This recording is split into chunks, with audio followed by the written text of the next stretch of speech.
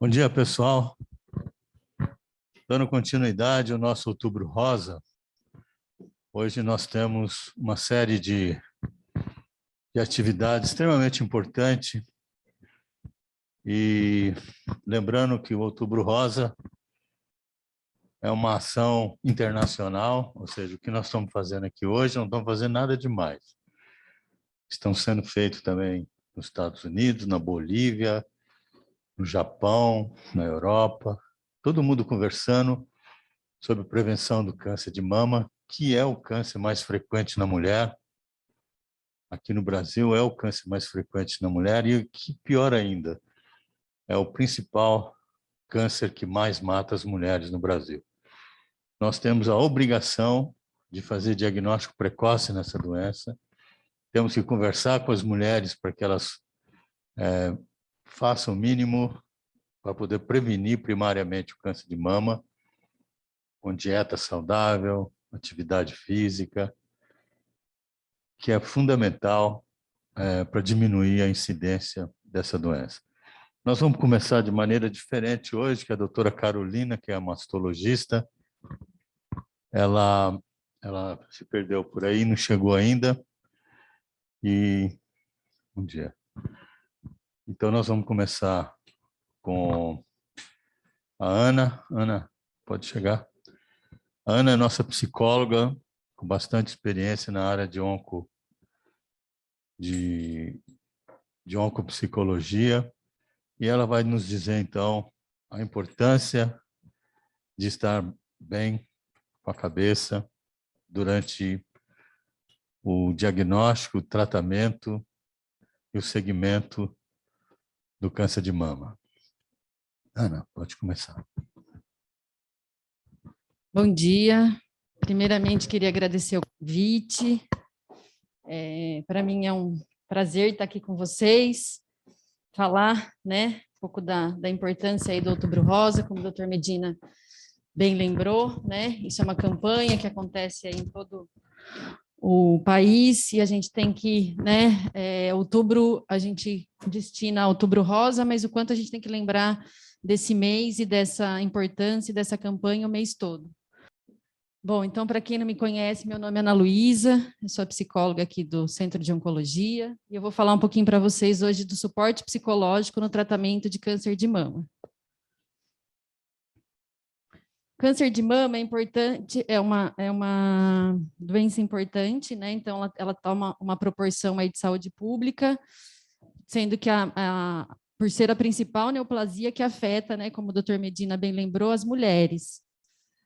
Nisso, ela causa inúmeras mudanças, Mudanças emocionais, mudanças físicas, mudanças na dinâmica psicoemocional e mudanças psicoemocionais. Sendo um diagnóstico, uma doença que afeta a qualidade de vida, das mulheres, da família, de todas as pessoas em torno dessa doença. Aí, pensando um pouquinho, então, no diagnóstico, Quais as revelações desse diagnóstico? O que vem aí como possibilidades, Qual o impacto de tudo isso na vida da mulher, na vida dos familiares, na vida da equipe que trata e cuida desse paciente? E quais as possibilidades diante de todo esse diagnóstico, de todo esse processo? Lembrando aí que a gente teve a pandemia, então quanto, alguns diagnósticos estão demorando para ser feito, chegando, à conclusão do diagnóstico, iniciar o tratamento. Então, dá para a gente começar a pensar aí, em todas essas possibilidades, diante, às vezes, até de um toque, que a gente sempre, o Outubro Rosa sempre traz essa importância de estar se tocando, de fazer o autoexame, de estar procurando manter a rotina com os exames. Então, o diagnóstico, a experiência do câncer, muitas vezes, tem um impacto considerável na vida dos pacientes. E, com isso, qual é o impacto maior de tudo isso? A percepção do nosso mundo seguro está abalado, Porque nós todos aqui Estamos lá, né? Segunda-feira, dia 11 de outubro, planejamos mais ou menos o nosso dia, a nossa manhã, a nossa tarde, a nossa noite, manhã feriado, a gente também tem alguma programação, né? E diante de um diagnóstico, o quanto essa noção de mundo presumido, do que a gente vai fazer amanhã, do que a gente vai fazer ao longo da semana, do que a gente vai fazer ao longo do mês, ela acaba sendo abalada, né? Porque aí envolve inúmeras mudanças, inúmeros contextos. E a gente também não pode esquecer, né, o quanto afeta individualmente essa pessoa, né? Porque cada um, né, ser é único, né? Cada mulher que recebe esse diagnóstico é único, e o quanto a gente precisa ter essa atenção individualizada e única para a paciente, para a família.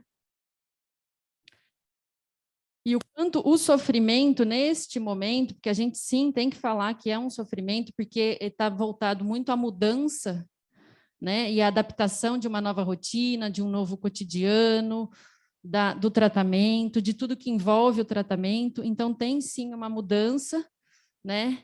Que gera um sofrimento psicológico, e o quanto esse sofrimento psicológico transcende, né, a questão só da doença em si. Uma vez que o câncer, né, então, está associado à morte, tem gente que nem fala essa palavra, né? Eu estou com aquela doença, ou não fala mesmo o nome do que tem, né? Então, assim, não só a questão da fala, de nomear, né, os sentimentos e a doença em si, mas também das mudanças, né? Da mudança física, uma vez que muitas das cirurgias são muito invasivas, né? Dos comprometimentos físicos também, das frequências, né? Uma vez que às vezes é cirurgia, químio, é rádio, todo esse processo, né? E das mudanças emocionais, que afetam, sim, a imagem corporal, a autoestima, né? E os aspectos emocionais e psicológicos, tanto das mulheres quanto de toda a família, né? De todos que estão acompanhando esse processo. Então, com isso vem, né? É uma parte da psicologia voltada só para a oncologia, que de alguns anos para cá, né? Tem a nomenclatura, tem especialidades, que é da psico-oncologia, né? Então, uma área da psicologia, da saúde ligada à oncologia, da qual busca exatamente isso, trabalhar os aspectos psicoemocionais na prevenção, né, acompanhamento até a iminência de morte, se isso, né, for da conclusão de todo esse acompanhamento, né? Sempre lembrando, então, que o ser humano, a mulher, a família e todos que acompanham, é um ser biopsicossocial com suas particularidades. E a atuação, então, é sempre nessa mediação entre o paciente, a equipe que acompanha, né? No caso aqui, a gente tem uma equipe multidisciplinar, então o psicólogo está sempre atento a fazer essa facilitação da comunicação, uma vez que a gente sabe que, né, até pelo impacto do próprio diagnóstico, o quanto às vezes a gente vai para consulta, às vezes a gente passa com o radioterapeuta, né, com a enfermagem, com a nutricionista, com a farmácia, educadora física, fisioterapeuta, e às vezes até a nossa comunicação, né? Ou às vezes porque num primeiro momento a gente está tão abalado que a gente não está entendendo e conseguindo significar, né? Tudo aquilo que a gente está ouvindo, está sendo orientado, e muitas vezes também, às vezes até por conta da ansiedade, do nervoso, dos aspectos emocionais que está relacionado, né, ao tratamento. Então, o psicólogo, nesse momento, também entra como um facilitador, né, dessa comunicação. Enquanto, às vezes, a comunicação também, às vezes, está um pouco equivocada da família e do paciente, porque, às vezes, o paciente tem muito aquilo, né, de não querer demonstrar os sentimentos para a família não sofrer, ou de achar que também está incomodando, né? A rotina da casa, a rotina da família mudou tanto após meu tratamento, então eu não vou demonstrar, eu não vou falar, né? Então o psicólogo também está nesse momento para fazer essa interface dessa comunicação entre família, equipe médica, equipe assistencial e o próprio paciente.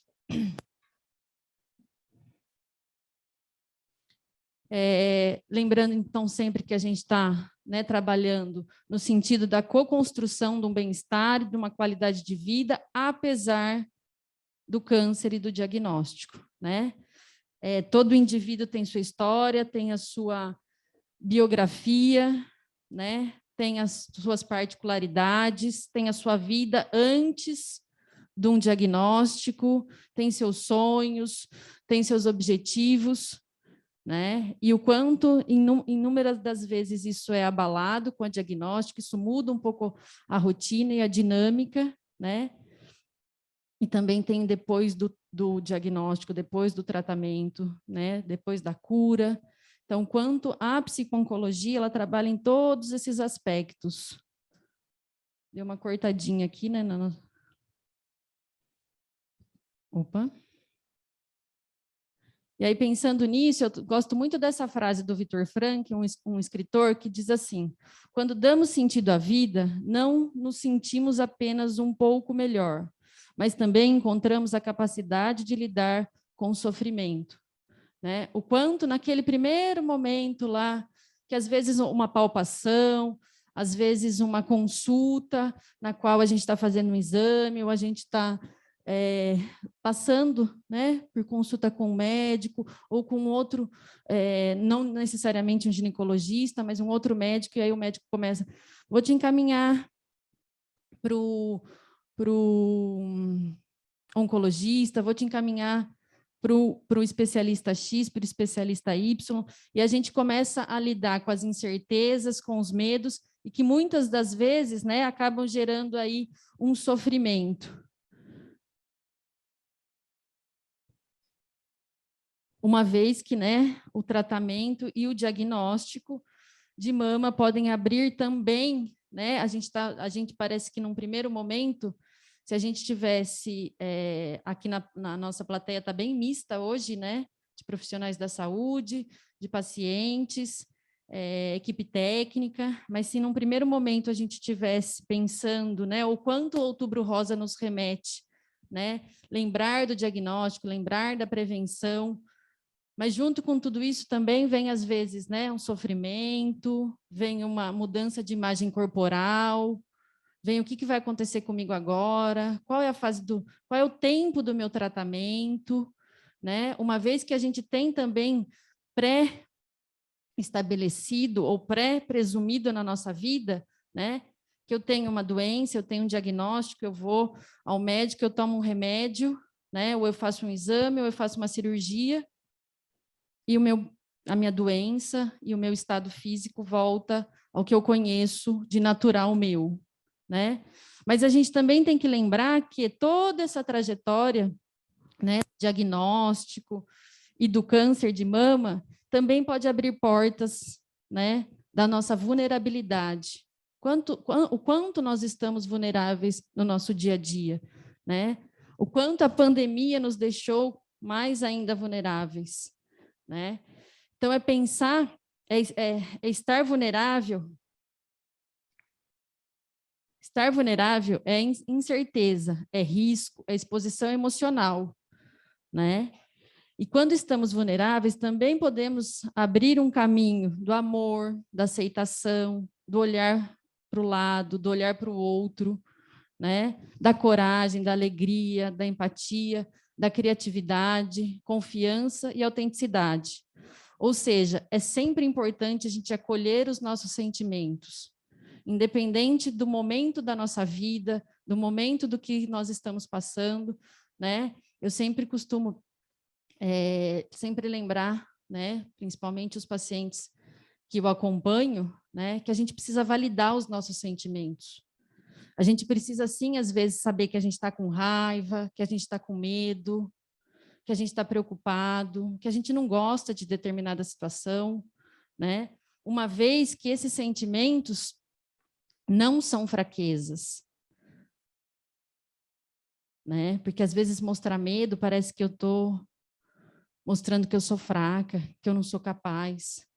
Não, mostrar os meus sentimentos e validar os meus sentimentos faz com que eu consiga significá-los, que eu consiga entender por que essa situação, por que esse momento me faz ficar com medo, me gera medo, né?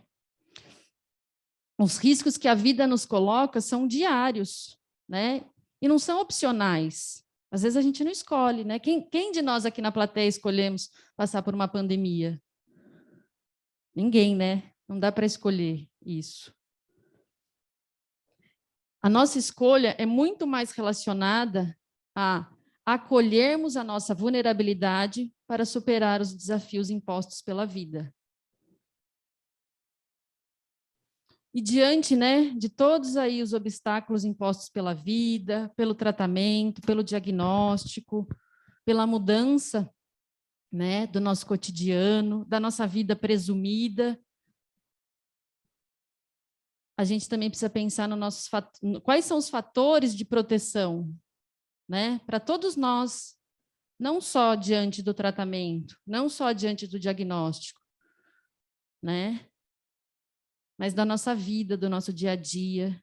O que cada um de vocês estão fazendo no dia de vocês, na semana de vocês, no feriado que vai ter amanhã, né? Que às vezes a gente pensa assim, é feriado, eu vou arrumar isso, vou arrumar aquilo, vou fazer aquele outro, vou fazer aquele outro, vou fazer aquele outro. E a hora que a gente se depara já é 9 horas da noite, 10 horas da noite. E a gente mal tem tempo aí para se preparar para dormir, né? Às vezes a gente vai dormir, mas será que a gente se prepara para dormir, para acordar? Será que o nosso cafezinho ali do dia a dia, né? Daquele momento nosso que a gente sai, levanta até do sofá ou da cadeira de trabalho, a gente está sentindo esse café? Ou a gente só sente ele quando a gente queima a língua? Né? Pela pressa, pelo cotidiano, pelo esse mundo acelerado, né?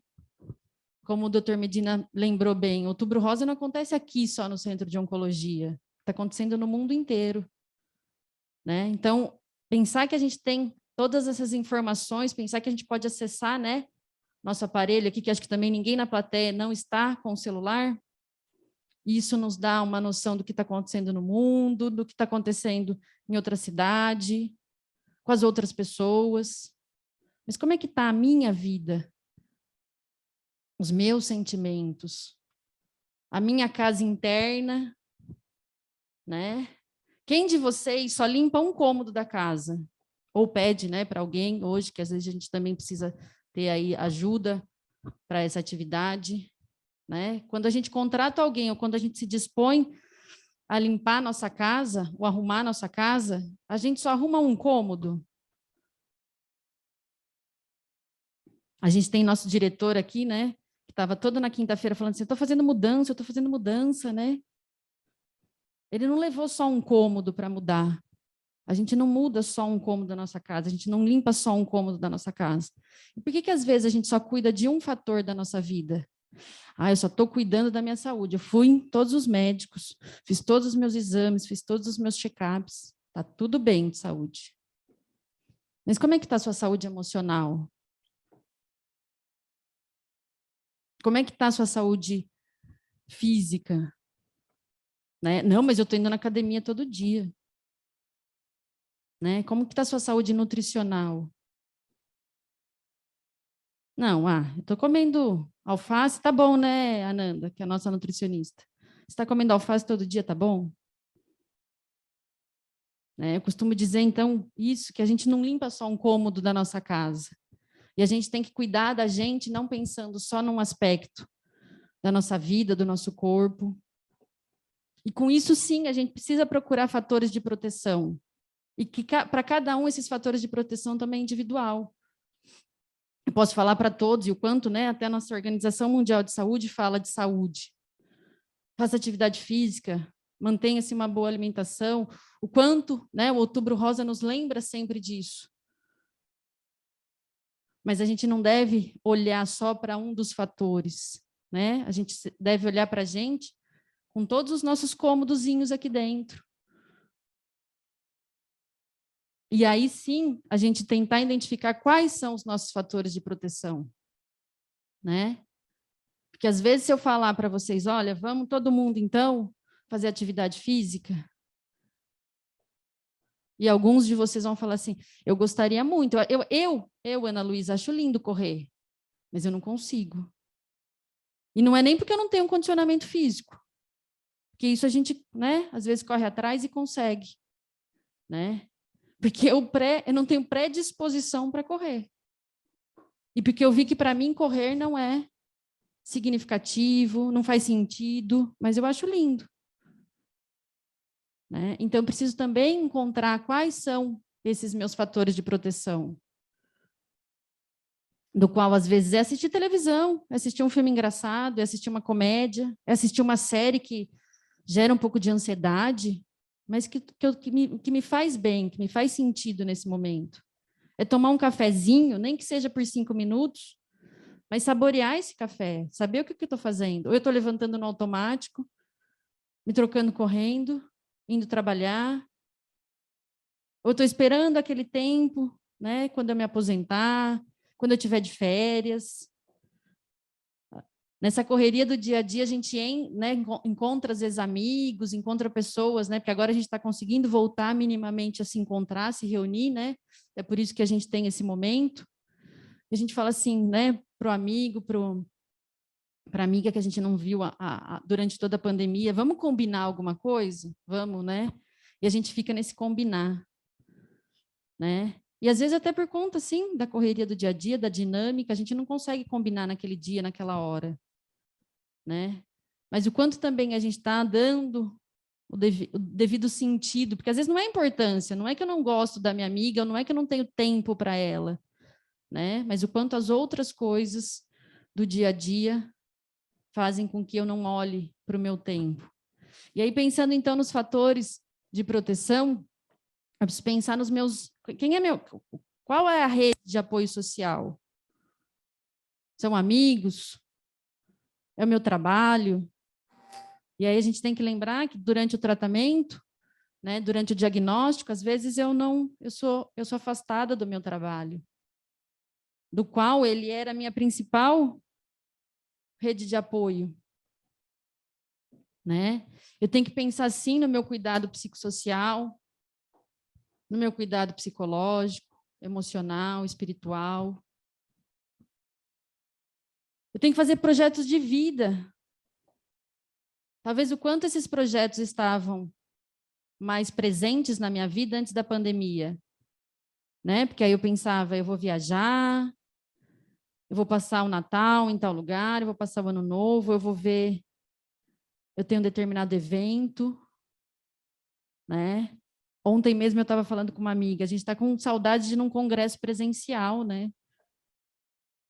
Porque o quanto agora a gente tem live, tem cursos online, mas a gente não tem, né?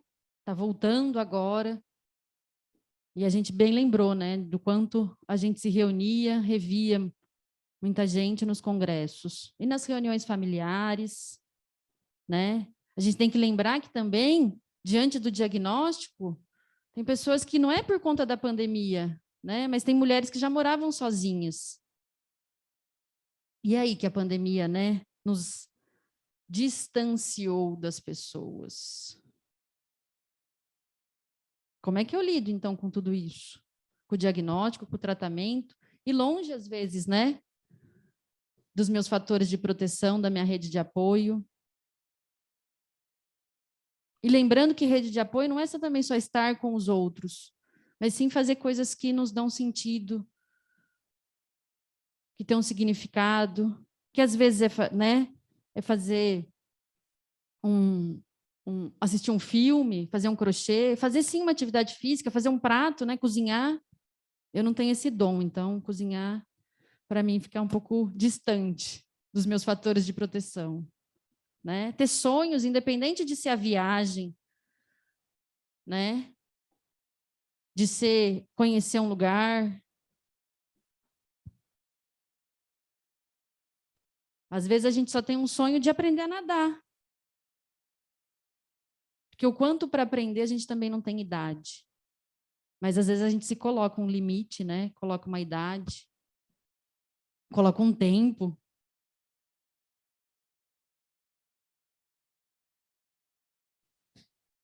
Fazer projetos, né? Porque projetos está aí a nossa ligação de vida.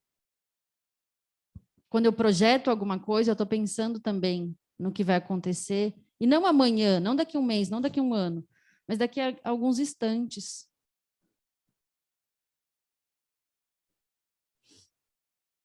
Então, né, a gente tem aí um dos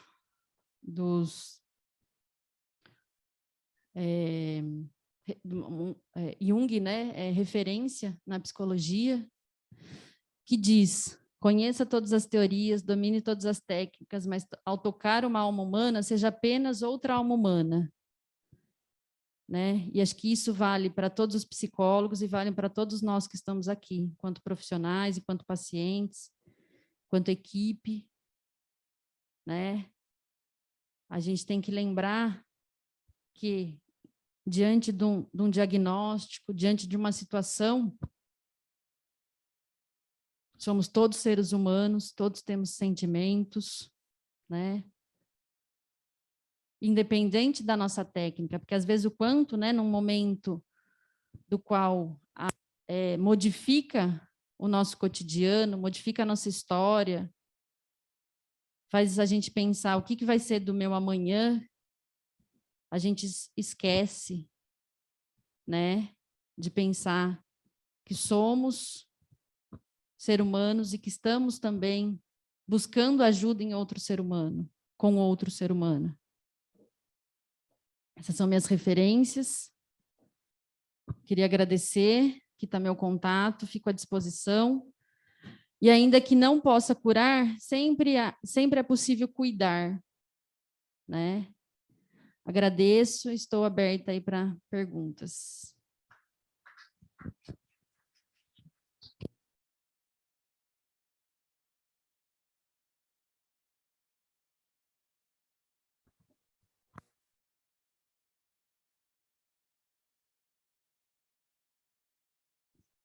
Bom dia. E aí, alguém tem alguma pergunta? Alguma dúvida fazer para a Ana? Ana, parabéns, viu? Muito boa a palestra. Acho que o seu recado foi bem passado aqui para todos hoje, aqui nessa manhã, né? E... Bom dia. Ana, parabéns pela sua apresentação. Eu sou paciente oncológica, diagnosticada em 2019, com 42 anos. Por que eu estou aqui no COC pela segunda-feira, né? Eu gosto muito desse estilo do COC, do jeito que vocês abordam e da possibilidade de a gente estar falando. Porque eu falo assim, o outubro é muito mais que uma mamografia. É um mês que a gente tem que lembrar a todas as mulheres, os homens também, apoiar as suas mulheres, da importância do autocuidado em todos os dias, né? Porque a nossa saúde é nosso maior patrimônio e deve ser cuidada. E, né, como você falou, nossa saúde física e emocional, a social, psicossocial.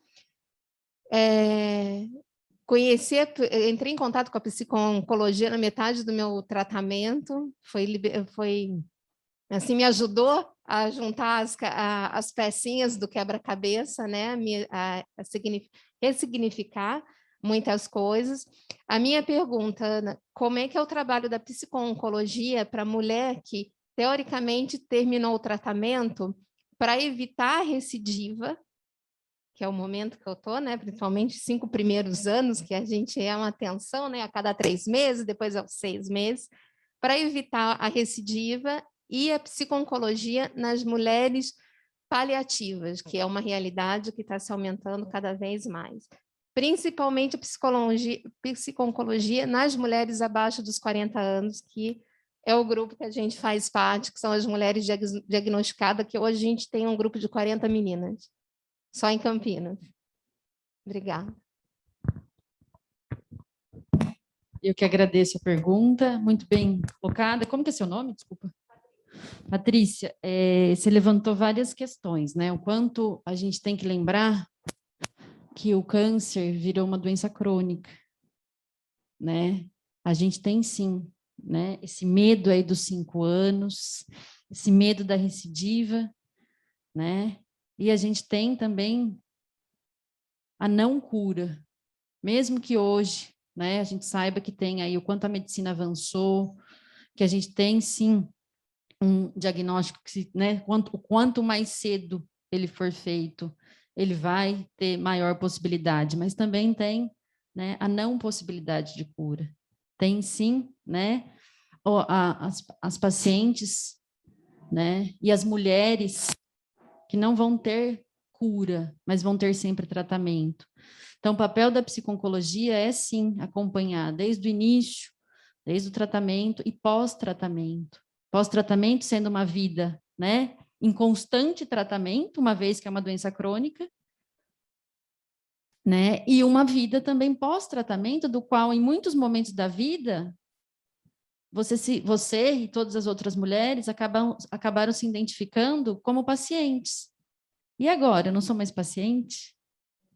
Né? Então, a psico-oncologia trabalha exatamente nesse sentido e nesse apoio de ressignificar essa vida, de significar essa vida, uma vez que pode sim se tornar uma doença crônica, da qual precisa de cuidado, precisa de atenção, precisa de um olhar individualizado, precisa de um apoio, né?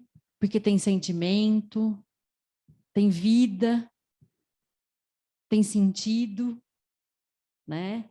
Então, a psicologia está assim, em todos os momentos da vida da mulher, não só no momento do tratamento, né? E aqui, no Centro de Oncologia, eu estou à disposição para o que vocês precisarem, essas 40 mulheres, as ordens.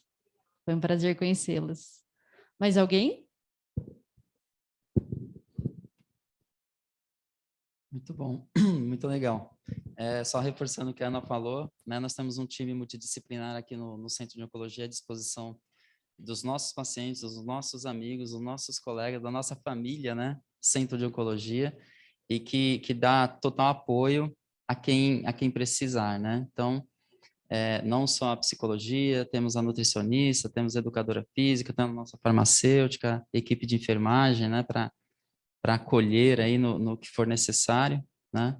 Então, essa semana, esse mês aqui que a gente está aí nessa campanha de prevenção, né, do câncer de mama, doenças da mulher, né, vamos dizer assim, né? O homem também pode ser acometido com câncer de mama, é muito raro, mas também acontece, né? Então, acho que, como a Ana disse, né, nós temos que apoiar, né? Apoiar todos da nossa família, nossos amigos. Cabe a nós aqui sermos os guardiões aí